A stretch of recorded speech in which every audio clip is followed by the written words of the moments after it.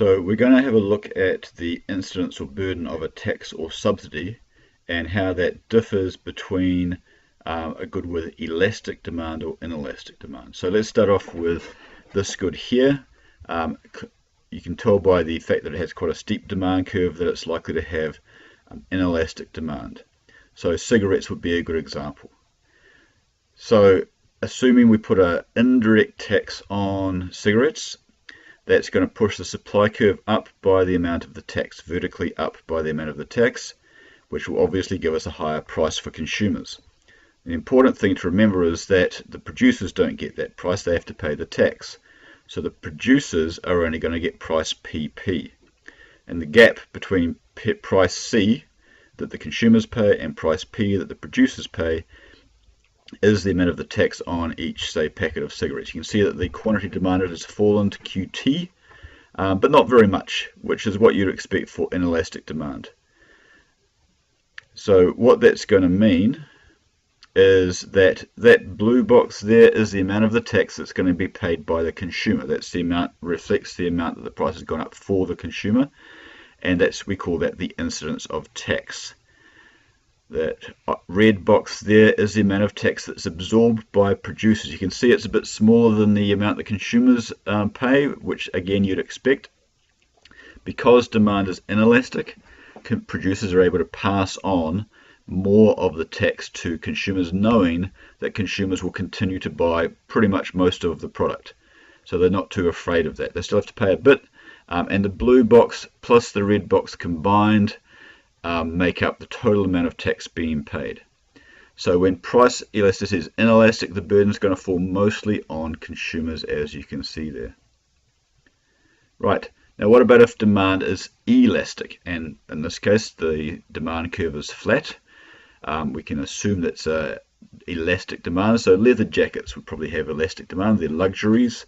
There are substitutes in terms of types of jackets, so demand would be elastic. So suppose the government puts a sales tax on leather jackets. So again, the supply curve moves up by the amount of the tax. It's exactly the same graph as we had for the cigarettes. But look what happens to the price. The price doesn't go up that much because consumers are very responsive to that increase in price. What that means as a result is that the producer price is somewhat lower. So again, the gap between the consumer price, PC, and producer price, PP, is the amount of the tax on each sale of leather jackets. And QT in this case has fallen a bit more, and you'd expect that because demand is elastic, it's responsive to that increase in price. So if we look at the blue box again, there's your incidence of tax on consumers. It's not that big compared to the incidence of tax on producers. So when demand's elastic, the burden's mostly going to fall on the producer. The other thing to note here is that sales fell a lot more. So if your goal was to stop people buying leather jackets for some reason, you're going to get a much bigger decrease in sales than you did on cigarettes, where demand only fell a small amount.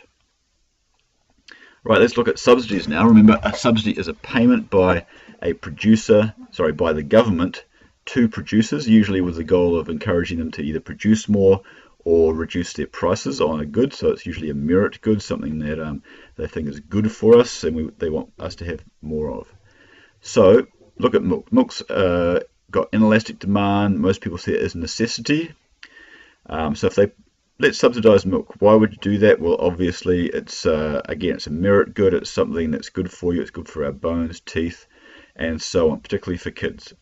So subsidy is like a bonus for the company. It effectively cuts their costs. It doesn't actually cut their costs, but they get some extra money on top of whatever they sell it for. So the price will fall to PC there, but the producer will get PC plus the subsidy, so they get price PP. So make sure you understand it. The price falls to PC, but the producer actually gets extra because they get the subsidy. And sales in this case increase from QE to Q1.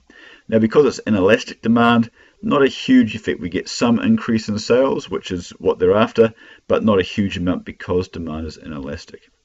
So then if we look at the incidence of tax for consumers, for producers, got to get that right, it's on the top there, That's the difference between the price they were getting and the price they're getting now.